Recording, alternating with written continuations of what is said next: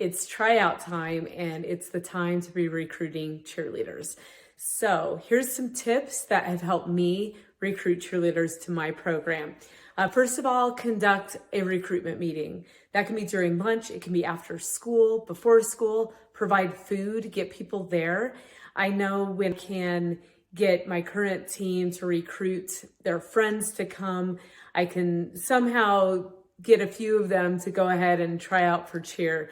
I think the most important thing in the recruitment meeting is to answer all the questions they have, cast the vision for the program, let them get to know you a little bit, and then also have different members of your current team talk about the program as well. So have a meeting, have a couple of them if you need to, look at the school schedule, make sure that it's at a time that you know that students will come and listen to your meeting, but have some kind of incentive to get them there. Another thing you can do is just have an open clinic.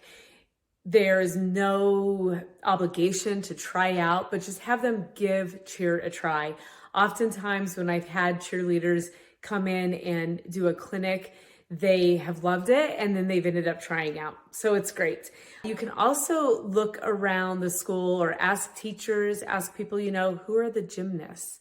So I have done that a lot because usually at this age, a lot of gymnasts are either fully committing and they're going to do gymnastics for the rest of high school, or they're maybe looking for something else. And I remember this one time I was trying to figure out who the gymnasts were at the middle school coming into the high school. And I'd been at the middle school to recruit cheerleaders for the next year. And I had heard the name of one individual and I was about to leave the school and I heard someone call her name down the hallway and I'm like, that's her. So I went up to her and I said, I've heard about you. And that made her feel so special. She ended up throwing around a back handspring tuck in the hallway and I recruited her to be a cheerleader. So find out who the gymnasts are because it could just be the right timing for them to go from gymnastics to cheer.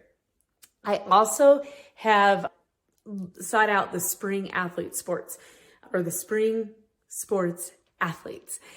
I can take pretty much any athlete and make them a cheerleader because if they have some athletic skill and some interest in cheer, we can train them to be cheerleaders.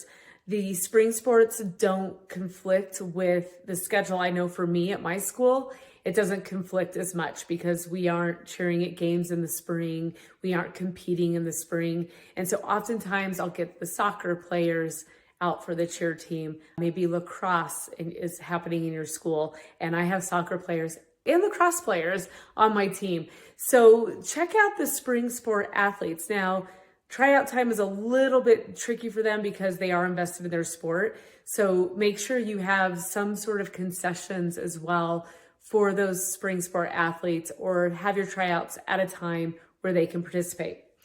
And lastly, make recruitment a year-round process. You should not be scrambling at this point, trying to figure out who's going to make up your team for next year. So you can have those clinics throughout the year. I'm always keeping my eyes open at games. I see who my cheerleaders are hanging out with.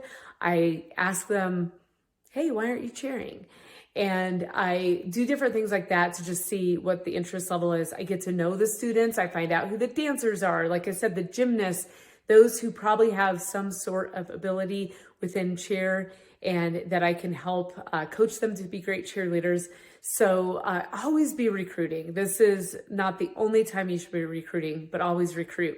I'd love to hear your ideas, so post them below. Bye.